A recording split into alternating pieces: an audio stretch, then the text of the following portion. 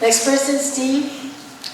So first of all, I want to thank the students who are attending and the faculty who have made this possible. I mean, the Ethnic Studies Department has helped make this 50th anniversary an event which we could all attend. And I think this is the first time there's been an interchange between the organizers and participants in the strike, a large number with the students and the faculty. That's been a very positive thing, which we should continue. And we proposed having a yearly event to have papers, the best papers and multimedia projects on the lessons of the San Francisco State strike, where students can use their knowledge to educate themselves about the strike and present it both in written and multimedia form. And that would be a way, and having in every department having a class on the strike. As a way of, what is the history, what is the relevance for today? Because we're not up here really for our own future, because we have a limited future. It's for your future. And how many of you are in debt or your family's in debt to come here?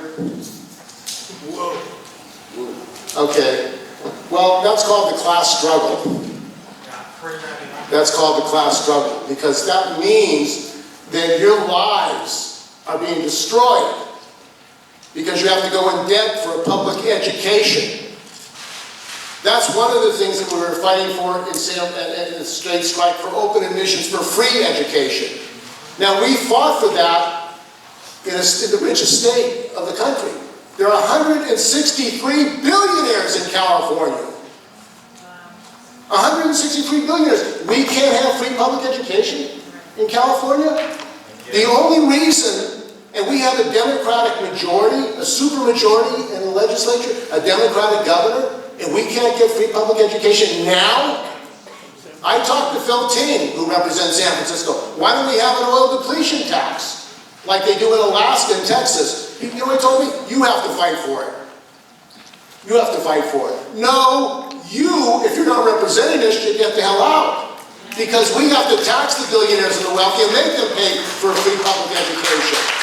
You have the right to it. And it's combined in this country with the racist, Islamophobic and terrorism against African Americans, Latinos, Arab people. We did not face this in '68. There were no mass open murders, massacres going on. It's terrorism against the people, and particularly the minority people in this country, who are being blamed for this economic crisis. That's what's going on in the United States. And I think that means that our struggle we are going into is going to be a very dangerous, horrific struggle. There's no way of getting around it. Because the division in the United States, the oligarchy that runs this country, is destroying this country and destroying the world. That is really what's happening. They want to drill from oil in California, or fracking. They want to do that all over the world. And the people in this country, and this is my view, we have to stop it. The people have to stop it. It's not going to be the politicians. It's not going to be elections. It's going to be a mass movement of people. We, the people of San Francisco State, the students, the community, and the unions, won some partial demands of this strike. It was by mobilization. It was by fighting the Democrats and the politicians and the Republicans and Reagan, who made his career attacking us here at San Francisco State 50 years ago. That's one of the reasons he became president, because of his attack on us, the students, who were fighting for a third world department and open admissions. So one of the things that we have to talk about is our necessary study and education about what's happened to the CSU system, and that's what we did in SDS. We had daily leaflets. Who runs the university? Who benefits from the university? Timothy White. Do people know who Timothy White is?